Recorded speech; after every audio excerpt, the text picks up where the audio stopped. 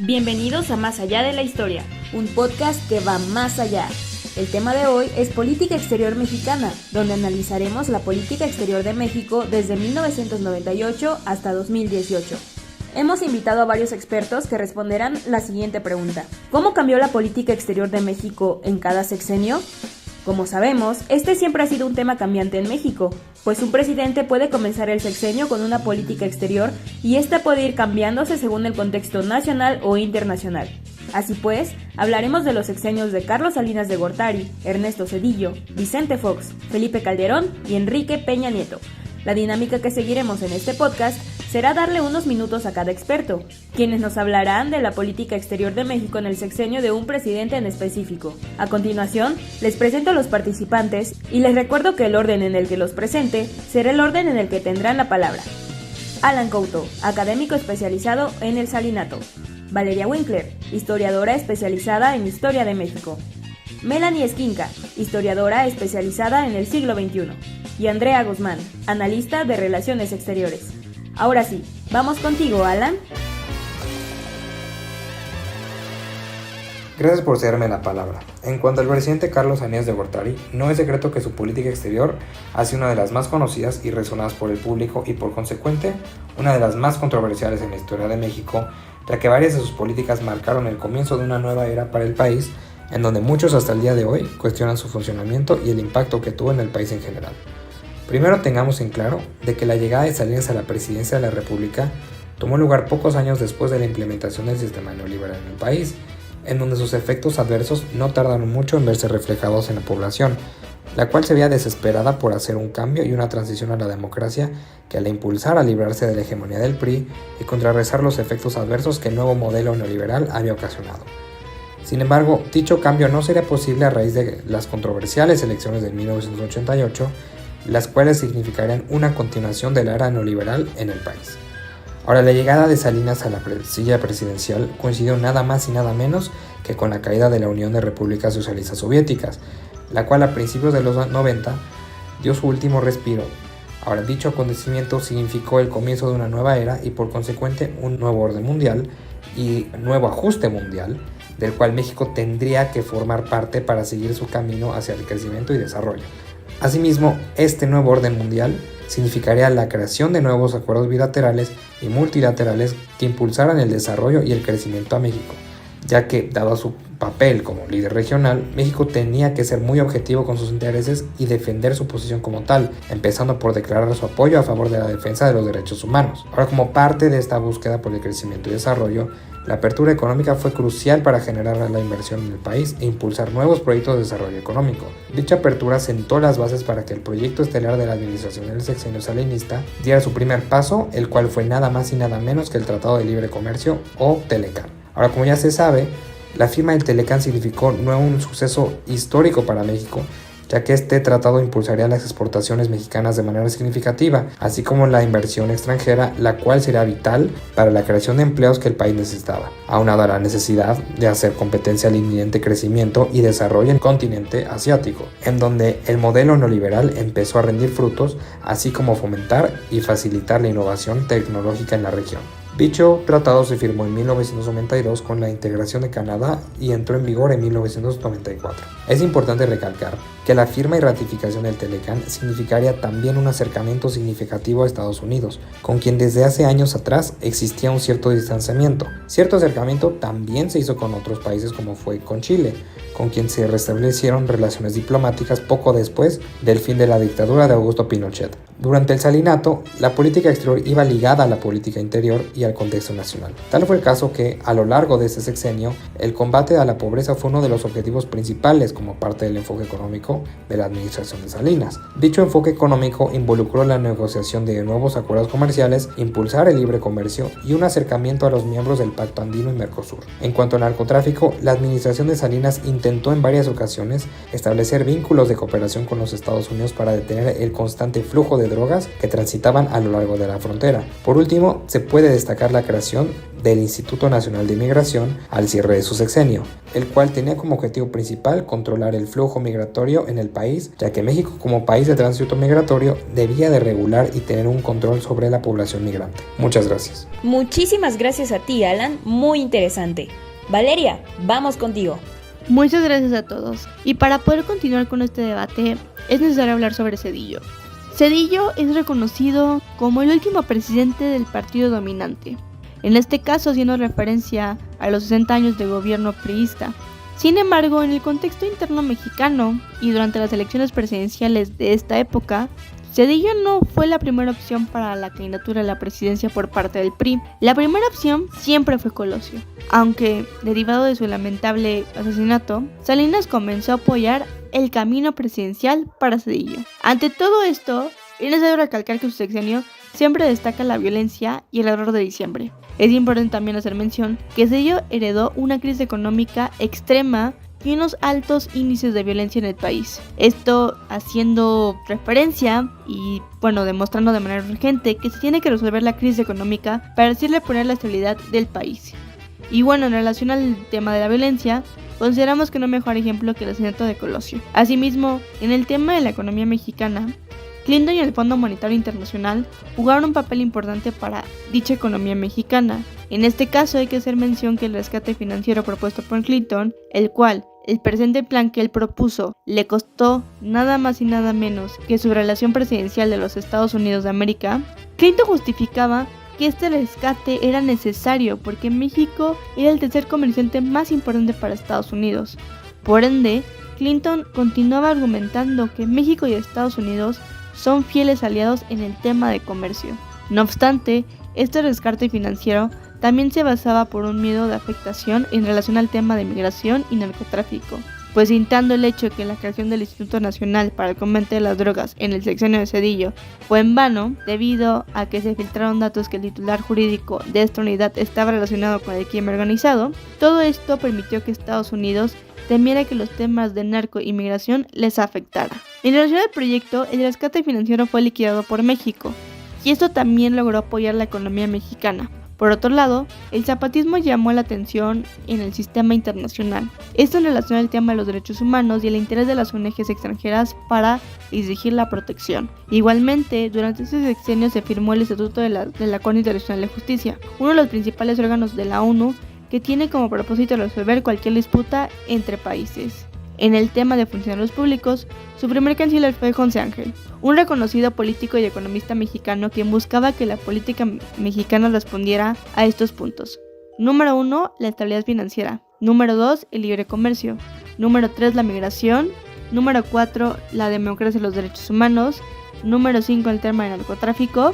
Y número 6, el tema de terrorismo. Continuando con el tema de migración, es de suma importancia indicar que este tema en el sexenio de Zedillo era muy complicado. En el caso de Estados Unidos, Clinton aumentó las medidas que simplemente criminalizaban al migrante. Aunque Clinton expresaba que estaba en desacuerdo con estas medidas, el presidente americano se vio obligado por el Congreso de su país a implementar estas medidas. Lamentablemente esto permitía que los migrantes no pudieran acceder a los servicios de salud o algún beneficio estatal.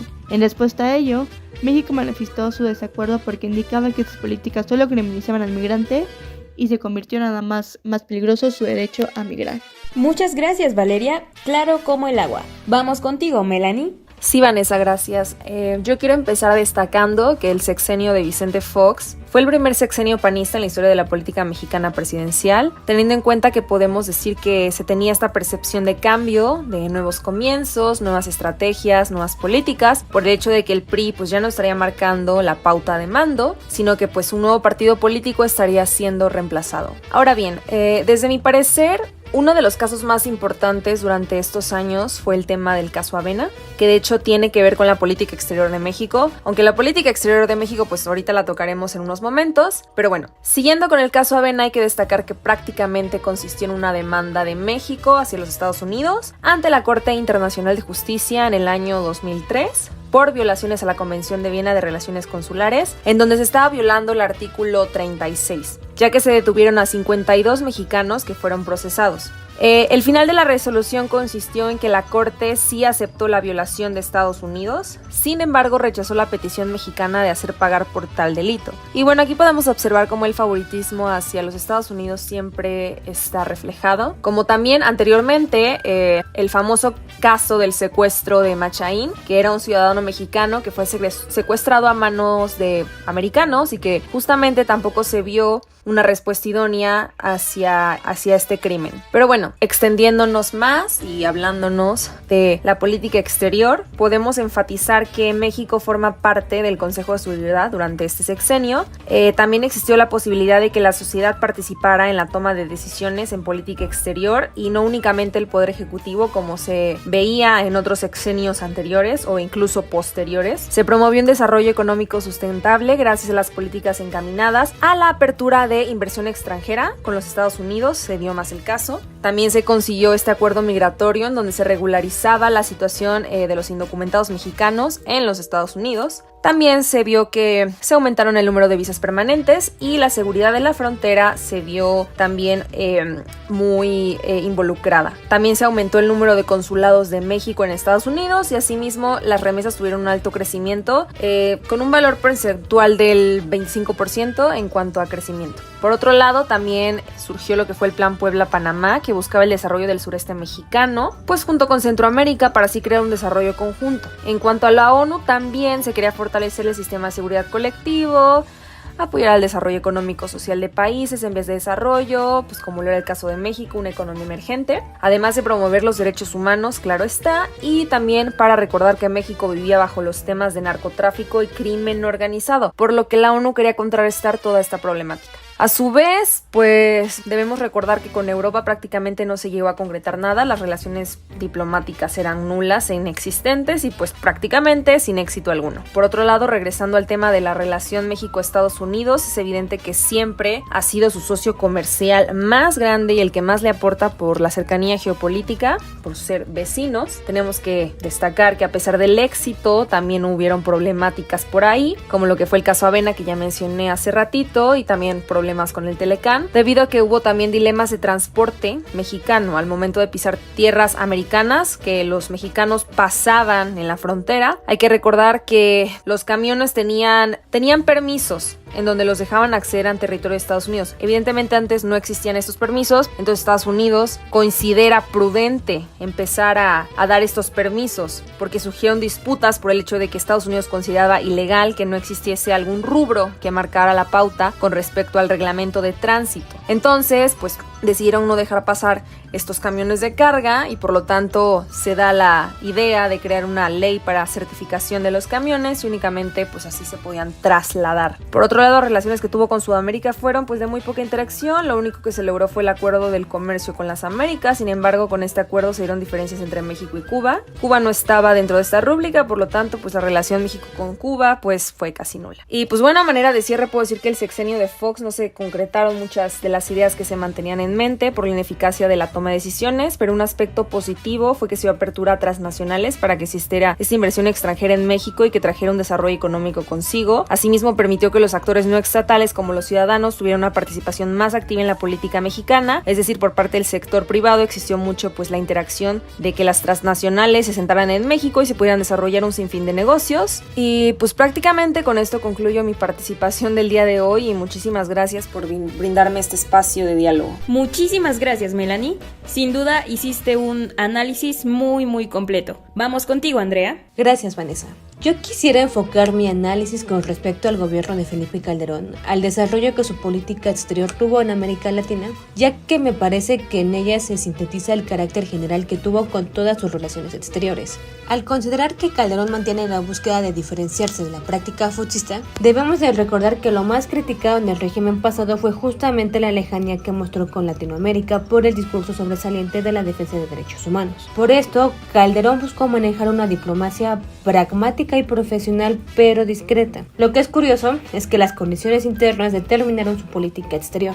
En relación con esta región fueron dos sucesos específicos. Uno, el cuestionamiento de los resultados electorales y dos, los procesos de negociación con empresarios mexicanos al ser aliados de cierta manera en la política interna. Pero a esto regresaré más adelante. Retomando lo que había dicho previamente, Calderón usó América Latina para cumplir dos propósitos. Primero, colocarla como contrapeso a la relación con Estados Unidos, que igual fue criticada por la Operación Mérida, y la acción estadounidense en el tema del fallido seguimiento de armas en la denominada Operación Rápido y Furioso. En segundo lugar, buscó obtener la legitimidad democrática ausente en las elecciones. Esto que acabo de mencionar es de gran importancia, porque la popularidad con la que los presidentes en las últimas décadas inician su sexenio ha establecido su relación con la región. Por ejemplo, en el caso de los últimos gobiernos priistas, no hubo necesidad de acercamiento para reivindicar la legitimidad de sus gobiernos. En el 2000, la máxima de Fox era la promoción de la democracia y defensa de los derechos humanos, puesto que la alternancia que se dio para su victoria le brindó un enorme estatus de democrático a México,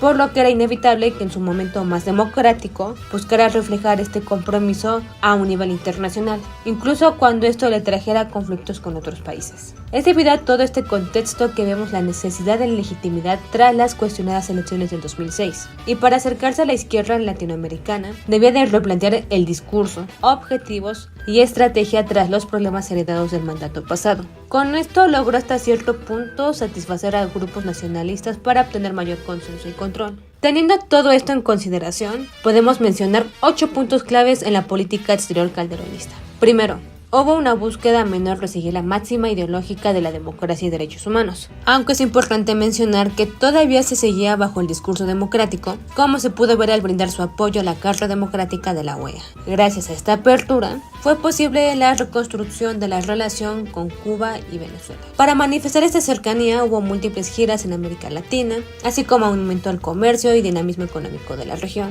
Junto con esto se gestaron 3 nuevas organizaciones en la región: la CELAC en 2010, la Alianza del Pacífico en 2011 y el Acuerdo de Asociación Transpacífico en 2012.